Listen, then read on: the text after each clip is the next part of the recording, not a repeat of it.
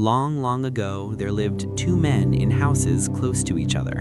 One day, the two men invited one another to go and set animal traps together. In the late afternoon, as the mountain gong sounded, they set out. When they reached the forest, the place where they would set their traps, the first man said, "I will set my trap at the base of this tree, because this tree bears fruit. At night, animals often come here to eat the fruit."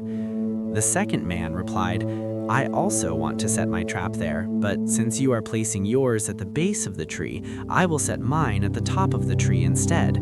Then we will wait and see. When morning comes, we'll know whose trap catches something." After they had spoken, one set his trap at the base of the tree, the other finished his own, and they returned home, parting ways and each going back to his own house. As for the man who had set his trap at the top of the tree, when he arrived home that night, he and his wife talked it over. They said, "Since the time of our ancestors, no one has ever heard of catching a four-legged animal that walks on the ground with a trap placed at the top of a tree. Now that I've set my trap up there, how could I possibly catch anything?" So he decided, "I must wake up at cockcrow and go check. If I see that an animal has been caught in the trap on the ground, I will take it and tie it to my trap at the top of the tree. In the morning, I will go check together with the other man, then take the animal and present it to Sophasék. If he is dissatisfied and causes trouble, the case will surely reach Sophasék anyway, and Sophasék will certainly judge in my favor." After agreeing on this plan, the husband and wife went to sleep. When the rooster crowed, he woke up, washed his face, chewed betel, and left the house. When he reached the traps, he saw that the ground trap had caught a deer. He took it, tied it to his own trap at the top of the tree, then reset the ground trap as it had been before and hurried back home. At dawn, the man who had set his trap on the ground came calling, urging the other to go and check the traps. The other replied mockingly, "Don't be so eager. I don't expect anything from my trap, it's up in a tree. But as for your trap on the ground, who knows? If you caught something, maybe you'd even share it with me." These words were spoken sarcastically since he already knew what had happened. After talking, the two men came down from their houses and went together. When they arrived, they saw no animal caught in the trap on the ground. Instead, they saw that the trap at the top of the tree had caught an animal. The man who owned the trap at the top of the tree exclaimed, "See, you didn't believe me. I told you not to set it at the base, but at the top. Now look, whose trap caught something." He climbed up, took down the animal, and together they returned home. Then they parted, each going back to his own house.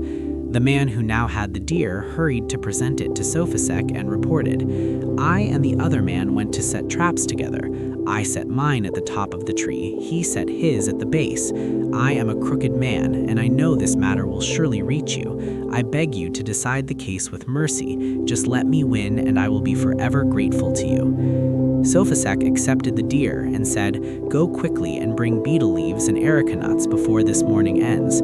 If he comes to lodge a complaint, I will give him the same instruction. If he fails to arrive in time, I can easily rule the case in your favor. Hurry." As for the man who had set his trap on the ground, when he returned home, he was deeply upset and dissatisfied. He took the matter to complain to Sophasék, who gave him the same instruction as he had given the other. The next morning, the man with the treetop trap arrived first, bringing his offerings. The man who had set his trap on the ground was poor and destitute. He could not find what he needed in time. Afraid that he would lose the case and be punished as well, he ran from village to village.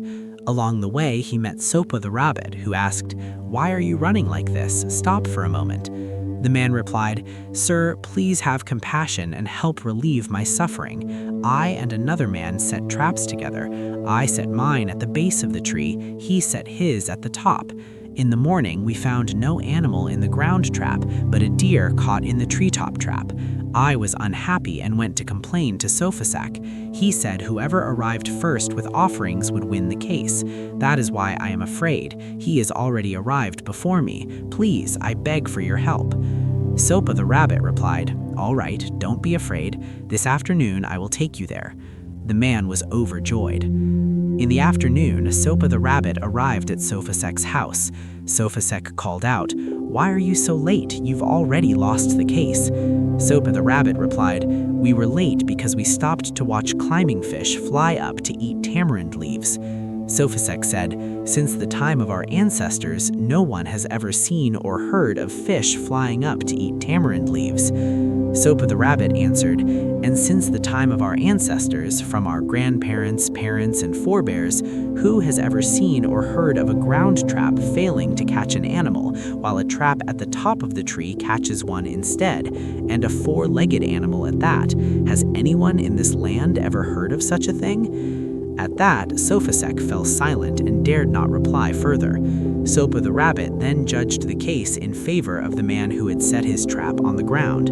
As for Sophasék, who had been sitting there pretending to be a judge, he felt ashamed because of his own greed for the gift of deer meat. He remained silent, turning his face toward the wall, like a cat stalking a mouse.